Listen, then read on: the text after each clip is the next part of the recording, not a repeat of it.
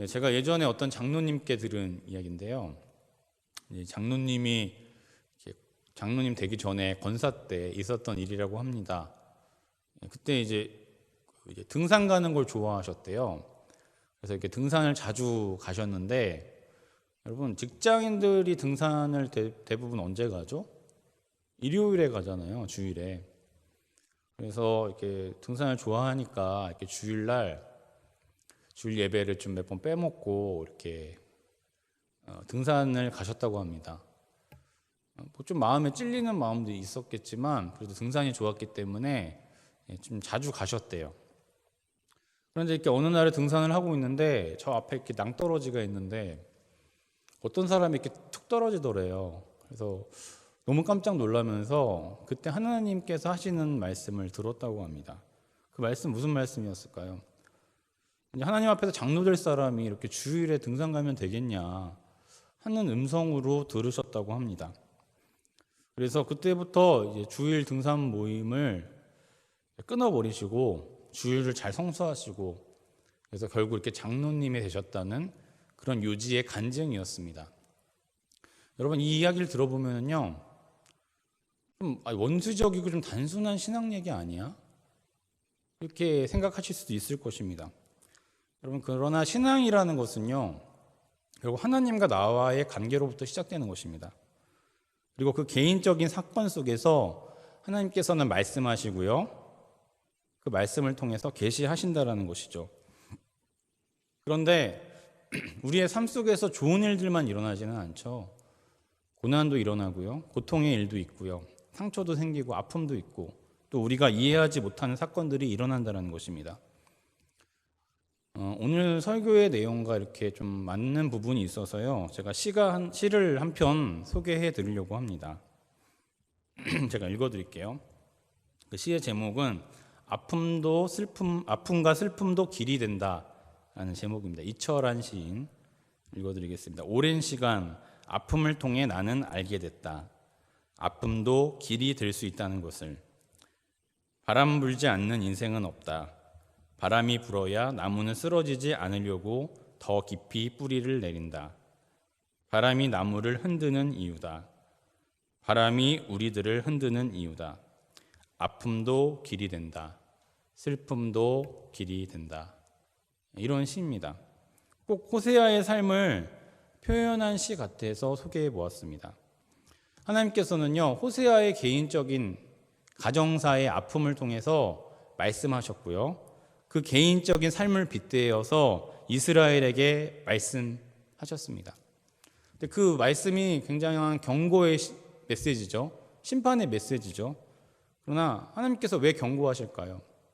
여러분들이 사랑하는 사람에게 경고한다면 어떤 이유로 경고할까요? 결국 경고하시는 이유는요, 길을 내기 위함이라는 것을 본문은 말씀하고 있습니다. 그러나 오늘 본문의 말씀은 조금 충격적입니다. 하나님은요, 호세아의 자녀들과 그 아내 고멜에게 경고하십니다. 그 경고의 내용을 보면 이렇습니다. 3절에서 4절의 말씀 한번 읽어보겠습니다. 3절 4절입니다. 시작. 그렇지 아니하면 내가 그를 벌거벗겨서 그 나던 날과 같게 할 것이요, 그로 광야같이 되게 하며 마른 땅같이 되게 하여 목말라 죽게 할 것이며, 내가 그의 자녀를 긍휼히 여기지 아니하리니 이는 그들이 음란한 자식들임이니라. 아멘. 그리고 이 3절 4절의 말씀은 그의 아내였던 호세아의 아내였던 고멜을 죽게 할 것이고, 그 자녀들에게 긍휼을 주지 못하겠다, 긍휼을 얻지 못하게 하겠다라고 말씀하고 있는 것입니다. 그 이유는 고멜의 음행 때문이라고 말씀합니다.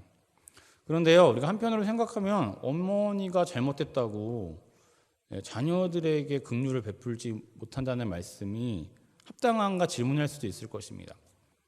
이 이유에 대해서 우리가 이 개인적인 이 사건을 빗대어서 이스라엘에게 말씀하신다고 말씀드렸잖아요.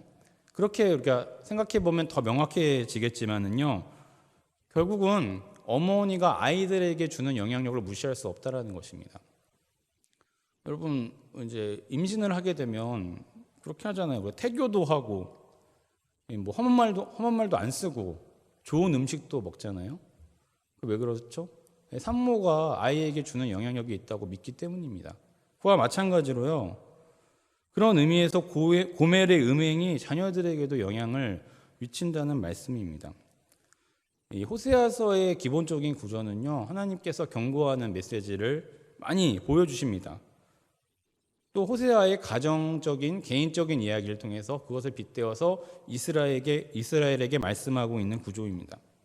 그래서요, 결국 여기서 어머니가 상징하고 있는 것은 북이스라엘이겠죠. 그리고 자녀들이 상징하고 있는 것은 북이스라엘의 백성들을 상징하고 있습니다. 그리고 고멜이 범한 음행은 결국 이스라엘의 우상 숭배를 의미합니다. 지금까지 인도해 주신 하나님의 은혜를 저버리고요, 다산의 신이었던, 풍요의 신이었던 바알을 숭배하는 것, 그것을 음행이라고 말씀합니다. 그것은요, 지금으로 말하면 세상에 많은 사람들이 물질만을 바라보고 그 물질의 이유를 내가 타고난 것이고 나의 노력으로만 성취했다고 믿는 것과 마찬가지입니다. 이러한 우상숭배의 분위기 속에서 당시 이스라엘 자손들은 그러한 영적인 음란함이 팽배한 가운데 태어났고요, 자연스럽게 우상숭배를 몸에 익혔다라는 것입니다. 호세아가 선지자로 활동할 당시에 이스라엘 자손들은요, 어머니의 자궁 속에서부터 이 음란한 우상숭배의 제약을 듣고 보고 배우면서 태어난 불행한 자녀들이었습니다. 그 결과 북이스라엘 자녀들은요, 이제 북이스라엘 여로보암 2세 때 가장 큰 경제적 부흥을 맛봤다고 말씀드렸잖아요. 그런 경제적 부흥이 바알로부터 비롯된 것이라고 믿었다라는 거예요. 얼마나 안타까운 일입니까? 그 축복을 하나님께서 주신 것임에도 말입니다. 그것이 바로 4절에서 자녀들이 긍휼을 얻지 못한다는 이유가 됩니다. 2019년 실천신대 21세기 교회 연구소가 개신교 중교생 500명에게 온라인 설문조사를 실시했습니다. 그 설문조사의 내용은요, 나에게 신앙적으로 가장 영향을 준 사람이 누구인가, 이런 설문조사의 제목으로 조사를 실시했다고 합니다. 그 결과 부모 모두 개신교인 경우에요, 신앙에 영향력을 준 사람인 1위가 37%로 어머니고요, 2위가 23%로 아버지, 3위가 13%로 목회자로 조사되었습니다. 결국 이 설문조사의 이야기는요, 신앙이 주는 영향력이 있어서는요, 어머니가 주는 영향이 크다는 것을 보여주고 있습니다. 하나님께서는 오늘 본문의 말씀을 통해서요, 부모의 신앙을 통해 자녀들의 신앙도 영향을 받는다라는 것을 말씀하고 있습니다.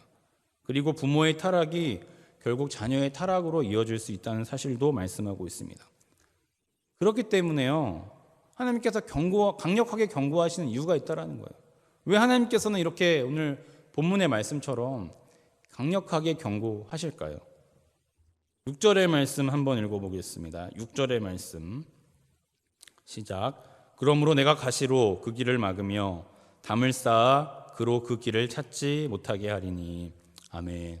하나님은 우상 숭배의 길에서 가만 있지 않으십니다. 우상의 길을 막고 담을 쌓아서 그 길을 찾지 못하게 하십니다. 왜냐하면 최악의 상황을 막게 하기 위해서입니다. 멸망하는 길을 막으시려고 하기 때문입니다. 또 우리가 구원받기를 원하시기 때문입니다. 여러분, 우리가 하나님의 크신 경륜을 바라보지 못하면요, 하나님을 원망할 때가 많아요. 왜 현재 나에게 복을 주지 않으시고 이렇게 고통과 고난과 어려움을 주실까? 왜 이렇게 이해하지 못하는 상황들을 주실까? 하나님의 큰 경륜을 바라보지 못하면 때때로 원망한다라는 거예요. 현재에 닥쳐진 상황만을 보고 말입니다. 마치 이가 상할까 봐 아이에게 사탕을 주지 않는 부모를 원망하며 우는 아이처럼 하나님을 원망할 때가 많다라는 것입니다. 그렇기 때문에 우리는 하나님의 크신 경륜을 바라봐야 됩니다. 하나님께서 지금 나에게 경고하시고 때로는 고난을 주시고 이해하지 못하는 일을 계시하시는 것은 하나님께서 더 나은 길을 여시기 위함임을 바라봐야 한다라는 것입니다. 바라기는 오늘 말씀을 통해서 하나님의 크신 뜻과 경륜을 바라보시는 여러분들 되시기를 바랍니다.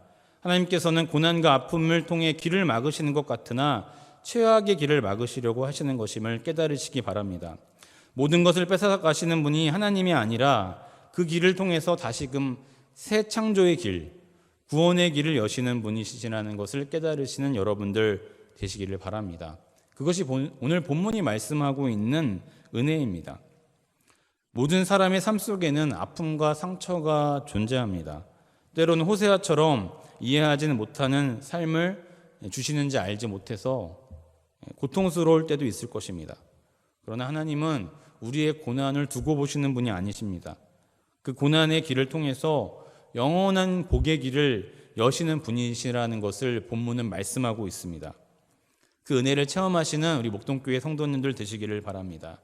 그리고 나의 신앙적인 영향력이 많은 사람들, 특별히 우리 자녀들에게 이어진다는 것을 기억하시고 믿음으로 바로 나아가시고 하나님만을 사랑하시는 우리 성도님들 되시기를 바랍니다.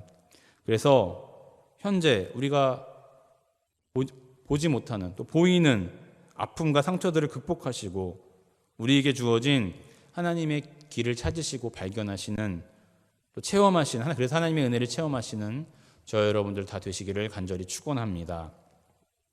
기도하겠습니다. 사랑과 은혜가 충만하신 하나님, 참으로 감사를 드립니다. 하나님께서 때때로 우리에게 아픔과 고난을 주시고 경고의 메시지를 주셔서 우리는 때때로 원망할 때도 많지만 하나님은 그 경고를 통해서 길을 여신다라는 것을 본문은 말씀하고 있습니다. 바라기는 우리에게 더 큰 믿음과 영적인 분별력을 허락하여 주셔서 하나님의 큰 뜻과 하나님의 큰 계획과 하나님의 경륜을 바라보는 우리들 될 수 있도록 인도하여 주시옵소서. 그래서 하나님의 뜻을 쫓아 하나님께서 주시는 영원한 복, 구원의 복을 누리고 체험하는 우리 성도님들 다 될 수 있도록 축복하여 주시옵소서. 하나님, 우리가 믿음으로 나아가기를 원합니다. 우리의 신앙이 자녀들에게 영향을 준다는 것을 깨닫게 하여 주시고 우리가 먼저 솔선수범하여 또 믿음의 본을 보여서 자녀들에게 귀한 아버지 믿음의 복을 물려줄 수 있도록 대대로 축복하여 주시옵소서. 여러 가지 기도의 제목을 가지고 기도하는 성도들의 기도를 들으사 응답하여 주시고 그 응답을 통하여 형통의 길과 평안의 길을 열어주시기를 원합니다. 그리하여 하나님께 더 많이 영광 돌리는 우리 목동교회 성도님들과 가정들 다 될 수 있도록 축복하여 주시옵소서. 주님께서 끝날까지 우리가 동행하여 주실 줄 믿사오며 모든 기도 예수 그리스도의 이름으로 간절히 기도드렸습니다. 아멘.